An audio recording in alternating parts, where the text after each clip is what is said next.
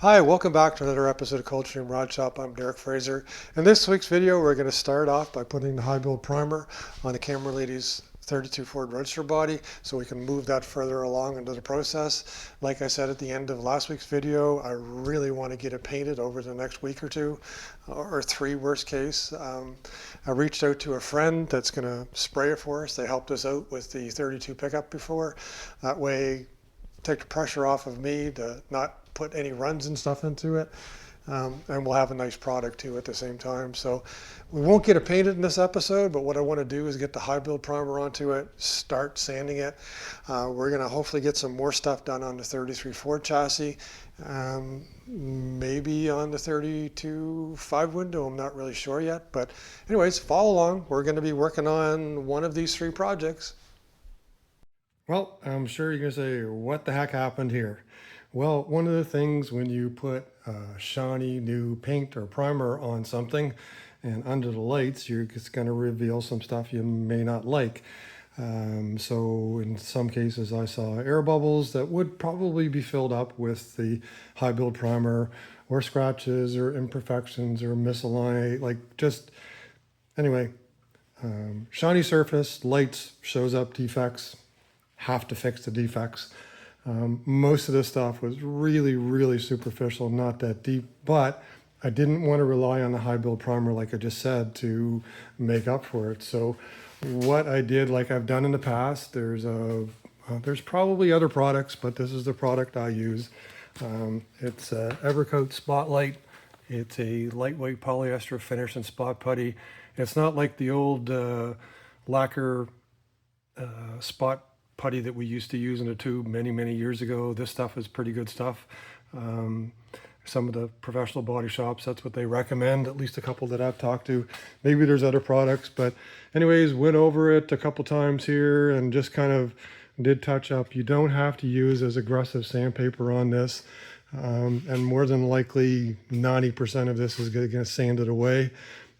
Probably hit it with 180 or 240, buff it up along the dash there. What had happened, I didn't see it, but what I did previously is I reinforced the back of the dash with some tubing underneath. Did pretty nice welds and everything else, but under the right light, with a shiny surface, I could see like just the little imperfections of it, which I didn't want to see on the finished painted dash. So I did that. Just went over the body 3, 4, 5 times, kind of picking at stuff, trying to make sure that whatever we have doesn't show up when we go to do the finished paint. So anyways, all these spots, we're going to finish sand, and then if everything looks good, then we're going to hit it with the high build primer and then sand that. So anyways, watch along. We are still moving forward. So I know this doesn't look much different than what you've seen so far, all the different stages. But right now what you see is I've got 2 coats of high build polyester primer on everything, including the cowl vent, which I actually sprayed and just kind of just laid on the floor there because I had nowhere else to stick it. So it took a little longer than I remember, and it's a little more difficult to spray than what I can remember. Basically got to crank the pressure up on a 2.3 mil gun. I don't use I use a cheaper gun to spray this stuff because, as you know, if you've done it before, if you leave it in the gun, she locks up solid. It just sets up. So basically put 1 cup in, clean the gun completely, put another cup in. That's what I find I've always had to do anyways. I could never put a consecutive measure of primer in the gun. I've always had to clean in between loads or filling up the gun. It took, I think I sprayed a total of 2 liters is what it worked out to. 500 mils 4 times is what it took to get everything on here. Looks really good so far. All of the defects that I was chasing with the body fill and everything else look really good. There was a spot here I went over like 3 times, but now you can see, hopefully you can see with the light there, that there's really nothing left there. and even some of the imperfections along the edges. I tried to get those. Probably put a little bit of, maybe put a little bit extra on, I don't really know. The deck lid the same way. I saw one or two little tiny dimples that I had missed the first time around and cleaned them up with the putty. So right now what I'm going to do, I'm going to let this sit probably for a couple days, 1 to 2 days, to make sure it sets up. It can get pretty hard sometimes when you're sanding it, but I actually don't want it to be soft and then smudge, so I'll wait probably 2 days before I start sanding it. But we're still moving forward, slowly but surely. If we can get this, if this coat sands up well and I'm happy with it, then we will go to sealer and paint, either at the end of this week or next week, whenever we could pull that off. So the basic theme of the next week or 2 or 3 of these videos will be trying to push the Camera Ladies 32 Roadster body forward. One thing I realized after we primed the body, getting the body painted is my #1 priority kind of thing for the project. But what I forgot about was that once I have the body painted, I got to put it on the chassis. The thing is, you typically will put the gas tank on the chassis and connect it up before you put the body on it. So I'm going to have to switch gears here a little bit. So what I'm going to do is I'm going to take the gas tank. It's just sitting there. We're going to take that over to the other garage. We're going to start prepping it and painting it, and then getting the final hookup of the sending unit and the pickup and stuff. Get that kind of sorted out. So before I start sanding the high build on the body, I'm going to start working on that. Another thing that I realized, unfortunately, is I didn't have any guide coats, and there was something, I didn't have enough sandpaper. I needed a couple sanding pads, so we've ordered those. And I ran out of PPS cups for spraying things. Trying to anticipate all this stuff ahead of time, but that isn't the way things always go. We think things through, but when you get a bunch of projects, anyway, missed a couple stuff. So anyways, what we're going to do is get the gas tank over to the other garage. We're going to I think it's already got primer or paint onto, or some sort of epoxy primer on it. So more than likely I'll go over that, just sand it up with probably 320, get the whole thing all ready. I'm not sure if I'm going to put an extra coat of epoxy primer on it, but at the minimum, if everything looks good, we'll seal it and paint it. So now the gas tank is over here. I've got it all cleaned up, all sanded down with 320. I gave it a good clean up with a tack rag, but ultimately I'll probably wipe it down with solvent and stuff before I'm ready to paint it. Like I said earlier, I got to wait for my new PPS cups to come in. I like to use the 3M disposable cups. Just you mix them in the cup and then you just throw the little liner out. It's just slick and easy. And then also when you flip the cup upside down, there's no air into it. You can spray upside down. It's pretty flexible. Haven't done anything with the Camera Lady's body yet, because like I said, waiting for those some foam back paper to come in, and I also bought some little Durablock shaped pieces so that I can work around these edges and not sand too much off. So kind of stalled out there for the next day or two till that stuff comes in. Then on the 33 chassis, what I decided to do, had feedback from the owner that I don't have the water pump. When we got all the parts, I must have sent it back with them with the spares, but essentially the water pump is 4.5 inches long. So right now that radiator is sitting at exactly 4.5 inches away from that the main cover, the front cover. And right now the cowl is sitting exactly 4 inches back. So in reality, the engine needs to go this way another 1/2 inch to an inch. The cowl would need to come forward probably. It has to come forward a full 4 inches. So we're definitely going to have to cut and modify the firewall on the coupe when it comes.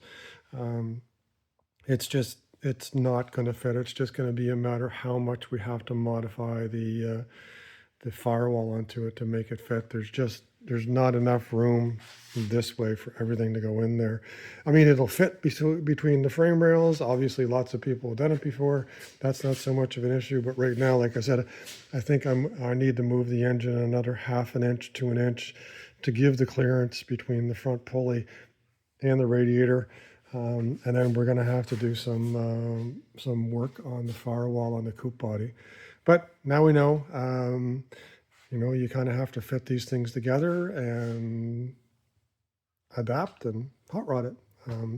So in the meantime, what I'm going to do, I think, while I'm waiting for everything else, I'm going to start making some engine mounts here. I'll clean off my table, put the paint away, and I'll try cutting the metal up with the sparks going that direction, because we don't want to get any dirt or anything over here on the coupe body, or on the Camera Ladies 32 Roadster body, that is. Haven't got anything sanded yet, so as long as we don't get sparks or dirt onto it, we should be good. But we'll move along with something. Well, instead of cutting and grinding some engine mounts like I said I was going to do, and with the garage all clean right now ready for painting the gas tank and stuff, I decided I was trying to think of something else to do. But one thing I needed to do, or wanted to do, and I've done this on other cars, is put seam sealer on all of the seams on the inside of the floor. It's not pretty when you put it on, but it's effective in sealing up any air gaps you have on the floor. Another thing that's going to do is it's going to seal up some of the cracks when I go to sand some of the high build primer. So when I blow the inside of the car out, it'll have less areas where there's cracks and whatnot, but also with the seam sealer in, it's paintable. So with everything in place right now, when I get ready to sand it and paint the inside, then it's already dry. I do seam seal the inside of this rain gutter here with the point of having this sealed up, and then the water is going to go down in this corner, and what we do is we make some little rain gutters that clip in here. I've got 2 of them over here. We made up in a previous episode. They're a little rusty for some reason or other. I'm going to have to sandblast them, but these little things fit on the inside of here. They're eventually going to go down in there when they're all cleaned up, so that when the rain comes down, these gutters are going to go into these pockets. We'll drill a hole into those pockets. We'll drill a hole in the floor and put a tube through the floor. But like I said, I've got to clean those up a little bit before we put them in. But anyways, just supposed to get the paint cups tomorrow. When we get them, I will get right on to painting that gas tank. We're going to put a coat of sealer onto it, 2 coats of the red paint. That way we'll get the gas tank done and out of here into the chassis.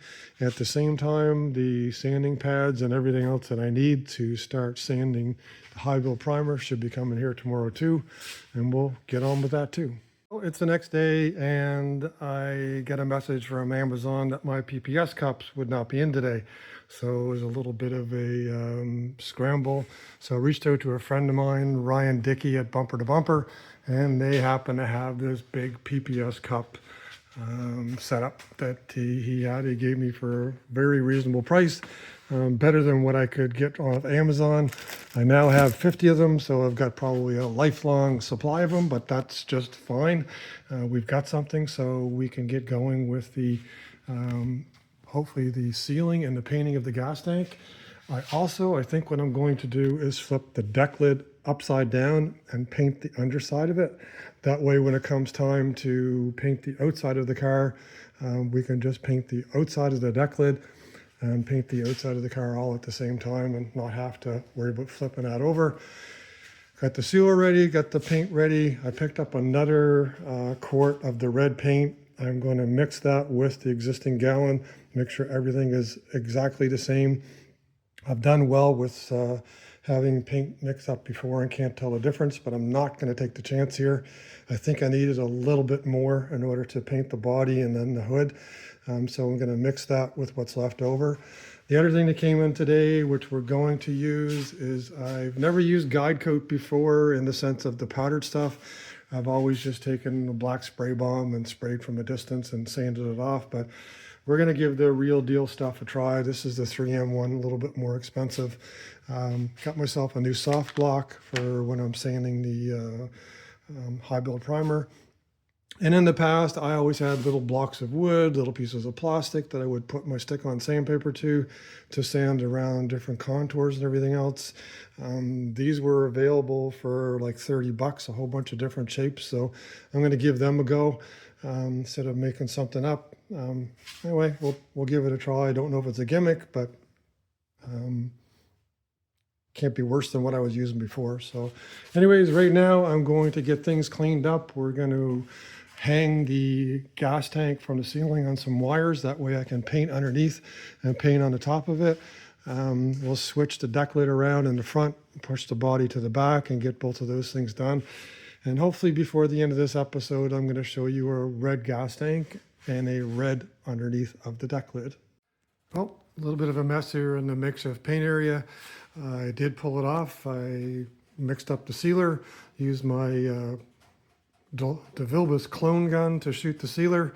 Then we put 2 coats of the red single stage paint on with the SATA. I usually don't use the SATA. It actually lays down really good. It can put a lot of product on. Actually, I tweaked it back a little bit tonight, and it sprays super nice. Really atomizes the paint and everything else. And I guess that's what happens when you use a good gun. So anyways, end result in the booth over here is that we now have a gas tank that's all painted. No run so far. It's been sitting for a while, so I guess good on me, no runs. And then I painted the inside of the deck lid. That way we don't have to flip it over and do it later. Once it sets up, we'll flip it over and then we'll do the other side. But right now, kind of happy with that. We're going to let it sit overnight, harden up. And then once it's all dry and hardened up, then we'll move it over to the other chassis. But anyways, I got that accomplished. Got a little bit of overspray on the body here, so I've got a red guide coat onto it. So got to sand everything off anyways, so I've got a red guide coat inadvertently. So anyways, everything good tonight. That's as far as we go. We'll check on it in the morning. Well, the paint job was a success. Really happy with the gloss on this. I don't even have an orange peel onto it. Maybe there's 1 or 2 dust specks, but just perfect as far as I'm concerned. I'm very happy with the way the gas tank turned out. For now, I took the tape off, put the cap on. I've just got it sitting here. I put some masking tape underneath. When I put the gas tank in before on the 32 pickup, I didn't put a gasket between the frame and the gas tank. I think I'm going to probably make up a gasket out of probably welting or something like that to go in between there. We'll put that in place, but that's not going to happen this week. That's as far as we can go this week. Kind of run out of time, but we got the inside of the deck lid done, got the gas tank painted, and a few other things. So we're moving along. It's just body work sometimes takes, and painting takes a little bit longer. You've got to wait for certain conditions, especially when you do it in a homemade shop. So anyway, that's it for this week at Coldstream Rod Shop. Please like, share, tag, and subscribe. Come on back next week, and everybody have a good one. Take care.